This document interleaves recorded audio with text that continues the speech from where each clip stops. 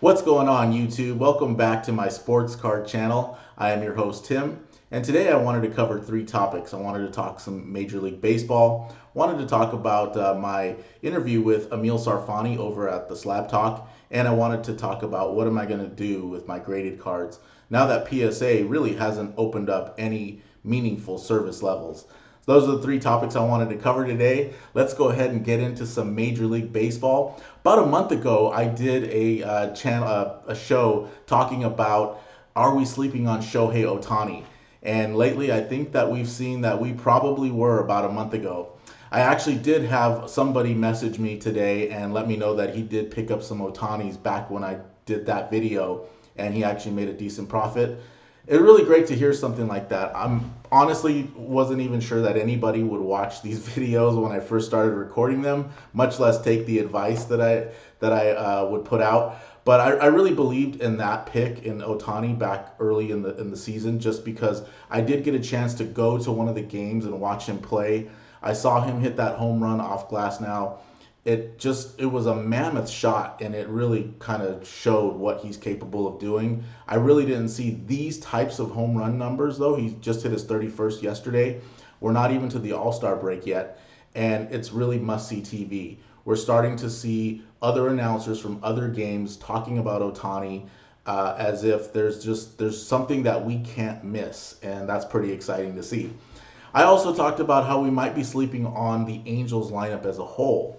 At that time, Mike Trout was still healthy, so I wasn't factoring that in. But when Mike Trout went down, one of the things I did notice about the Angels is that they did win 16 out of 24 games. That seemed pretty encouraging considering they're missing the best player in baseball, according to most. Mike Trout is projected to come back on July 17th, and I think that's really going to be that's going to add more fuel to what's going on with this Angel lineup right now, which seems to be catching fire. One of the things I pointed out in the previous video is that the Angels almost snuck into the playoffs last year. In September, their lineup got really hot, and I said that's the reason why they would be able to get into the playoffs this year. It looks like that's starting to take form. Again, with Mike Trout coming back into that lineup and the lineup starting to get hot, I think we could see them make a run for the playoffs. That should be pretty exciting. Some of the players that I think we might be sleeping on the Angels lineup, obviously everybody knows about Ohtani, and obviously everybody knows Trout is considered the best player in the game today. Jared Walsh is putting up some decent numbers. He has 20 home runs and over 60 RBIs. And Anthony Rendon has had a nice track record over the years, and he's actually in a major slump right now. I don't see that continuing for the rest of the year. I think once Rendon kind of figures it out, if you remember, he had two injuries that he's dealing with this year. One at the very beginning of the season, he came back, and then he got injured again. So he's still coming back from that. We see that with Cody Bellinger. We see that with some other players. When they come back from injury, they don't necessarily come back on fire right out of the gate. And I believe that if the Angels lineup stays hot, Rendon, who hits in the middle of that order, will start to pick it up as well. And his prices are lower than we've seen in a long time. So those are a couple of sleepers that you might want to look for when you're looking at investing in baseball cards, especially considering that the Angels might make the playoffs. It's something to really consider. The other lineup that I've been looking at is the Red Sox lineup. Now, the Red Sox are in first place. They are playing really well, and they're in first place in a really tough AL East. And I don't see that changing going forward. They're winning these games in a variety of ways. Their pitching is actually better than I thought it would be, and their lineup has been very solid throughout the season. We've seen some hot streaks from different players. For the most part, though, they put it together as a whole lineup, and I believe 2 through 5, 2 through 6, those are the players you probably want to look at as investing in their cards. Alex Verdugo bats number 2. You got JD Martinez, you got Xander Bogaerts, and you have Rafael Devers. Any one of those players, they really they make for good investments, and they're just having really good seasons. Any one of them seems like they could get hot at any moment in time, and that's when you might see a spike in their card prices. When I'm looking at investing in any of these players, though, in the Red Sox lineup or the Angels lineup, I'm really looking toward the playoffs. At any point between now and the playoffs, they could get hot and there could be a selling window. So I'm not opposed to selling before the playoffs. Whenever the opportunity presents itself, I'll go ahead and make a move. However, I'm looking at the long run meaning the playoffs. Do I think these teams will get into the playoffs? At that point, when a player gets hot in the playoffs, I think that the value there, the eyes on the player will have a potentially bigger spike in their card prices. So that's kind of why I'm looking at playoff caliber teams. You could also look at the New York Mets as well. Their lineup seems to be slumping, at least the key players that we were probably investing in early on, like Pete Alonso or Francisco Lindor. Those prices are down as well, yet the Mets are in first place. So these are things to consider down the road. Baseball is kind of a weird game like that, where even the star players go into major slumps. But once they come out of those slumps, people remember, oh, this is why this guy signed a $100 million contract. Or this is why he bats third in the order and the manager doesn't seem to move him from that spot. They know that potential is there.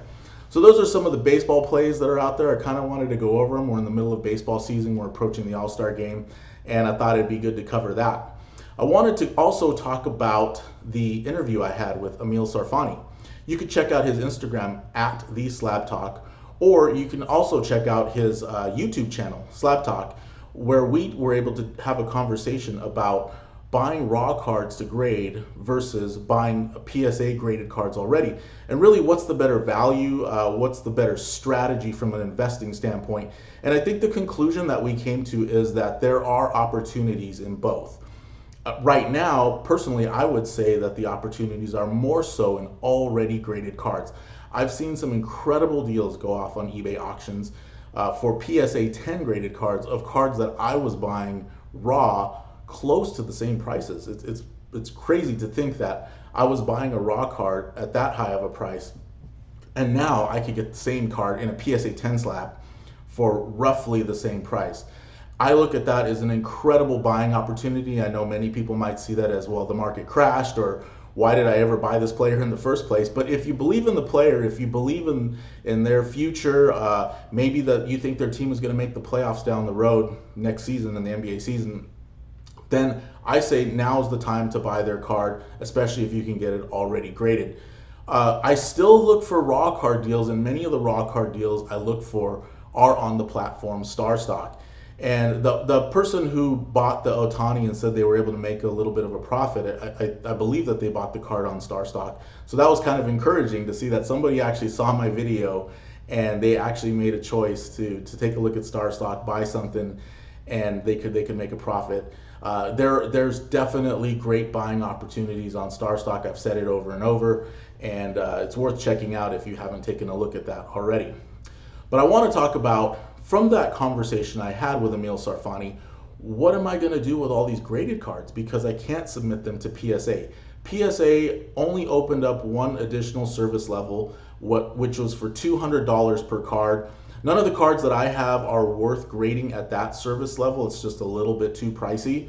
I was hoping for more economical service levels to open up, and I was pretty excited about it. I really believe that they might open up something where we can start getting back into the game, into the grading game, as July 1st was kind of that deadline, that magical date where PSA, Nat Turner, and other people were saying, hey, something's going to open up on July 1st. Let's find out what it is. And it was supposed to be big news.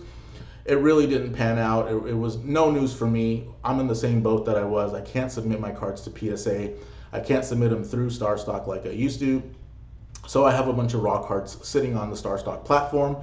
And what am I going to do with those now? So one option is just to leave them there and wait until PSA opens up other service levels. That's an option, and that's something that actually I was going to do, and I will do with some higher end cards.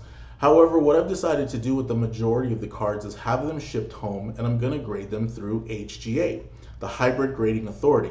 I've talked about them on another video as well. The reason I'm going with HGA is I just like the look of their slabs. They really put together they actually have a nice slab as far as its sturdiness, how heavy it is. It feels just like a solid case. But also the labels, they do custom labels, they match the team, they match the card. Whatever you're looking for as far as like a custom label, or even just choosing that type of match to the player, match to the card, kind of whatever preference you have different choices, which is really cool. And some of the cards just look incredible with the matching label. Compare that to pretty much every other grading company, which has a standard label. CSG has a green label. SGC has their tuxedo. It's kind of an all black label, and PSA has their red label. And these labels don't always go, or mostly don't go with most of the cards that are out there. The cards that are produced today are very colorful, really good designs, and so HGA seems to have caught on to, hey, let's get a label that kind of matches the design of the cards. That's kind of what collectors are looking for, and I think that this is what's gonna really stick in the long run. And it's really caught my attention. That's why I'm going with HGA. It is tough to get in to get graded, get the cards graded with them. They have a lottery system. They're not just open where you can just submit hundreds of cards. You can actually only submit 9 cards per order. They only take 2 orders per week, and I've been able to get in about once a week. So that's the maximum any way that you could submit with them is 4 orders in a month. So they do limit the amount of cards that you can submit for grading. But if you can get in, I believe it's worth it. And I've been able to get in probably for the last 4 weeks consistently. So it's not as difficult as it used to be to get into HGA, something to consider. Another popular grading company that's starting to emerge is SGC. SGC has been around for a while, but they're starting to pick up some steam. I believe largely because PSA is shut down and BGS is shut down. And HGA, you can't submit bulk orders. So the people who were normally submitting bulk orders for grading really have nowhere to go. From what I can tell, there's only 2 choices. There's SGC and there's CSG. And it seems like of those 2, SGC is winning that battle. So I might consider grading some of the cards with them as well. I haven't fully decided yet, but I did decide to ship those home. This way I have them in hand and I can kind of decide what I want to do as far as who I want to grade them with. But I'm not going to just let them sit on the StarStock platform and wait for PSA to reopen, because it doesn't seem like that's happening anytime soon. I think most people are pretty disappointed with that. And honestly, I really hope HGA catches on as really a viable grading option where people are buying and selling and trading the HGA slabs just like they would any other slab. That's my hope for the long run. It's very new though. They don't have a track record, so I'm fully prepared for any possibilities with them, and I figure it's worth taking a chance, especially on a limited number of cards grading with them. It's worth kind of just go ahead and roll the dice and submit some cards. At worst, they're going to look incredible in these really nice slabs, even if the company doesn't stick in the long run. But I really do believe that they'll be around for a while, so that's why I'm going to go ahead and grade with HGA. So anyway, in conclusion, I just wanted to kind of debrief a little bit about my interview with Emil Sarfani. I think my biggest takeaway from that is thinking about this raw to grade strategy and kind of putting it in perspective. Which is the better idea? Which is the better strategy? Which is the better investing strategy? It did get me to thinking more about when is a good time to buy graded cards versus when is a good time to buy raw. And it also got me thinking about the opportunity cost of having my cards sit at PSA or any grading company while the market is going up and down. I could miss various selling windows, and in fact, that was what has happened from January till now, which is when I started submitting cards. I've only received 1 order back from PSA, which means all the other orders are still sitting at PSA, still waiting to get graded. I don't even know if they're PSA 10s or PSA 9s. And so I can't make any decisions at all because I don't have the cards in hand. Meanwhile, had I purchased some graded cards, I could be buying and selling within that time. So there is an opportunity cost to having your cards kind of just in limbo, stuck at a grading service, versus having the card in hand and being able to move it, similar to a stock. Something to consider. It definitely kind of opened my mind to that, and I realized it even more clearly when I bought a PSA 10 Shohei Ohtani for $205, and 4 days later I sold it for $285. A nice profit in a very short amount of time, and I just don't have that option when my cards are sitting at PSA waiting to get graded. So anyway, that was kind of my takeaway. Check out the show, Slab Talk, on YouTube. It was a really good conversation. I hope you find that informative. I hope you were able to get something out of this. And I will be coming out with more Star Stock videos. Had that request. Please put out some more Star Stock videos. So I'm more than happy to do that. I wanted to get this video out on the 4th of July. I didn't quite make it. It's July 5th today, but hopefully you found this all informative, and I'll see you on the next one.